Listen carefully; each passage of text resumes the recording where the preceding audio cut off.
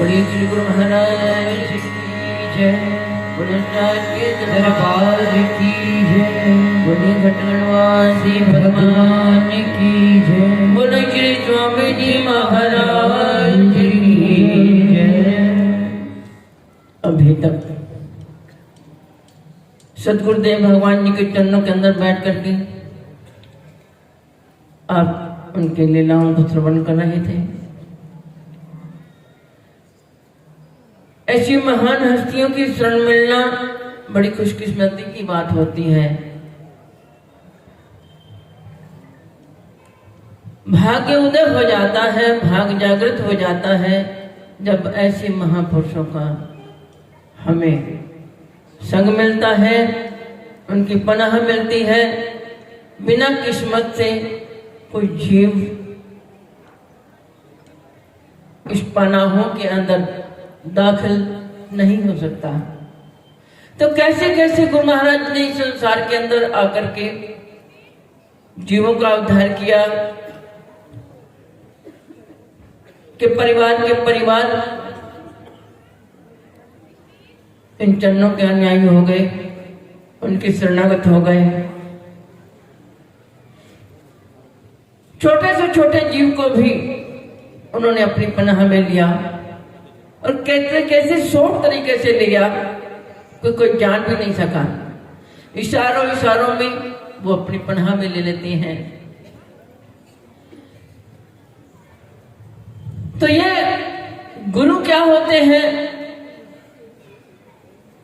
इसको जनाने के लिए ये हमें ये महफिलें मिलती हैं, हमें ये मंडप मिलते हैं, हमें ये उनके करुणा का एक आंचल मिलता है, जिस आंचल के अंदर बैठ कर के हम अपनी भटकी हुई वृत्तियों को उन चरणों में जोड़ने में सक्षम हो सकते हैं। तो आज की ये घड़ियां आप उसकी करुणा के उस आंचल के अंदर बैठे हैं,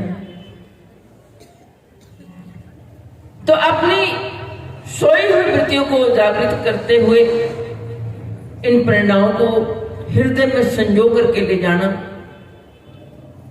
ताकि एकांत में बैठ करके आप अपनी वृत्तियों का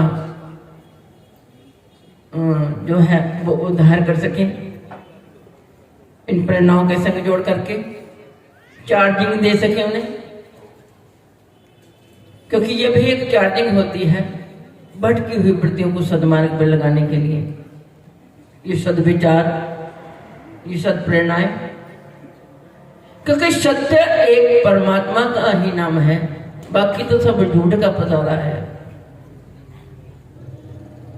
कहते झूठ का जीना, झूठ का पहनना, झूठ का देखना, झूठ का सब संसार सब एक झूठ का एक बहर है,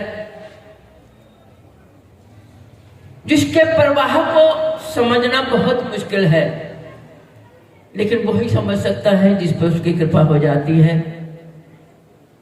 वही इस अदाओं को, इस कवियों को, इसकी नजाकत को समझ सकता है, वरना तो समझ पाना बहुत मुश्किल होता है।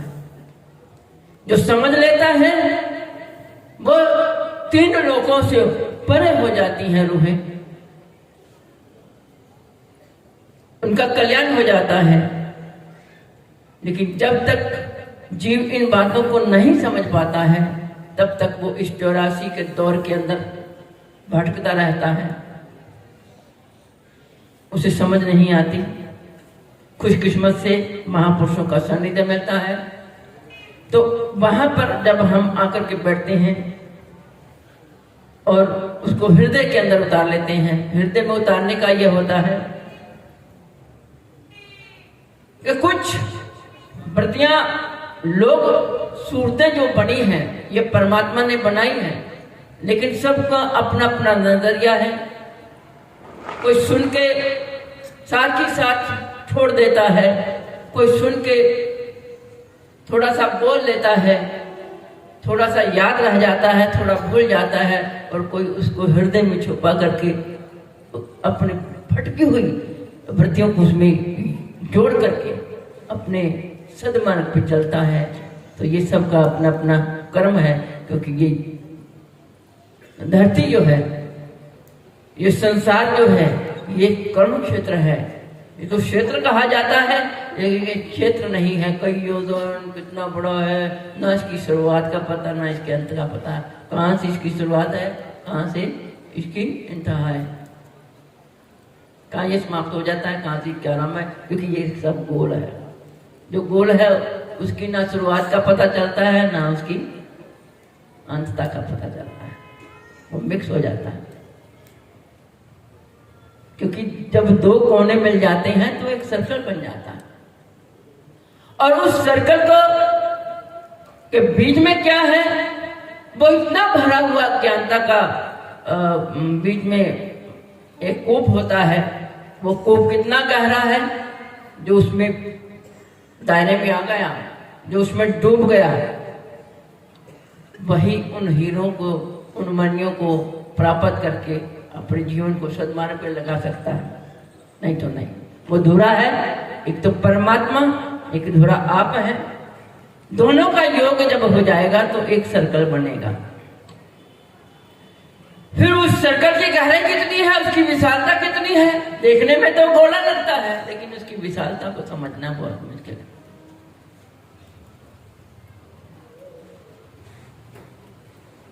लेकिन बार बार हमको मौके मिलते हैं उसको समझने के लिए, अपने अंदर एक जागृति पैदा करने के लिए बहाने मिल जाते हैं।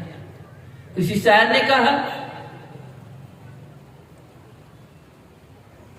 कि इच्छाएं मीन्स ख्वाहिशें ही हमको, हमारे जीवन को भटकाती हैं। ख्वाहिशें ही हमारे जीवन को भटकाती हैं,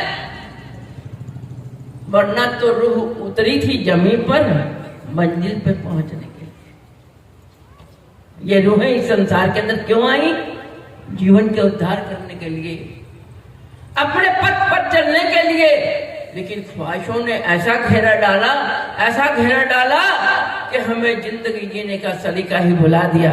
जिंदगी कहते किसको है, जीना किसको कहते हैं, चलना किसको कहते हैं, ये भूल जाता है, और वो इच्छाओं की पूर्ति के अंदर ही लगा रहता है। तो चलते चलते जीवन के अंदर खुशकिस्मती से, भाग्य से मिलान होता है महापुरुषों का। वो किसी भी रूप के अंदर आकर के हमको सत्मार्ग पर लगा देते हैं, किसी भी रूप के अंदर आकर के कहते, वरना तो ये जीव नहीं तर सकता। तो कैसे उसको सत्पथ पर चलने के लिए प्रेरणा देते हैं, कैसे वह प्रेरणा स्रोत बनकर आ जाते हैं, छोटा सा रूप बना करके आ जाते हैं। कहते कि बच्चा, बालक जो है वो गली गली गलियारों के अंदर छबड़ा उठाया हुआ संतरे उठाकर आवाज दे रहा है, संतरे संतरे ले लो, संतरे ले लो, संतरे ले लो, संतरे ले लो, संतरे ले लो। अब कहते भक्ति एक जन्म की तो होती नहीं है, कितने जन्मों की भक्ति होती है। तो शायद उसका पुण्य जो है वो जागृत हुआ। कहते बच्चा क्या बेच रहा है? कहते जी संतरे हैं। कहते अच्छा, तो संतरे ले लो, संतरे ले लो, संतरे ले लो। अच्छा कहा आपने, लेकिन आज के बाद ये आवाज को छोड़, क्योंकि उसका गुजर बड़ा मुश्किल से होता था। अरे बच्चा, आज के बाद ना तू ये कहना गुरुजी के संतरे, गुरुजी के संतरे, गुरुजी के संतरे ले लो, गुरुजी के संतरे, गुरुजी के संतरे, बस इसी आवाज को लगाना। उसके बाद उसने गुरुजी के संतरे, गुरुजी के संतरे, गुरुजी के संतरे ये आवाज लगानी शुरू कर दी। तो इस आवाज में उसकी इतनी बिक्री हुई, इतनी बिक्री हुई कि सारे फटाफट बिक गए। फिर वो और ले आया और बिक गए। तो ऐसे उसकी आमदनी बढ़ती चली गई। तो उसके अंदर एक ललक पैदा हुई कि वो बुजुर्ग कहाँ रहते हैं जिन्होंने मुझे ऐसा बोलने को कहा। तो मैं ऐसा बोला तो मेरी तो बहुत ज्यादा बिक्री हो गई, मेरे पास तो बहुत सारे पैसे आ गए। तो एक पता चला कि वो कहाँ रहते हैं। तो वहां जब गया तो कहने लगे महाराज आपकी तो बड़ी कृपा हुई, आपने जैसे मेरे को आज्ञा दी, अब और आगे कैसे करूं, क्या करूं? कहते अच्छा अब तू ये कहना गुरु जी संग तरे नहीं, गुरु संग तरे, खाली संग तरे, गुरु संग तरे, गुरु संग तरे, गुरु संग तरे, गुरु संग तरे। जब वो वहां पहुंच गया उनकी पनाह के अंदर, जब उन्होंने ये कहा गुरु संग तरे, गुरु संग तरे, गुरु संग तरे, ये मंत्र कहते ये तो जब उसने उच्चारण किया गुरु संग तरे, गुरु संग तरे, गुरु संग तरे, उसके अंदर ऐसी जागृति हुई, ऐसी जागृति हुई, समझ गया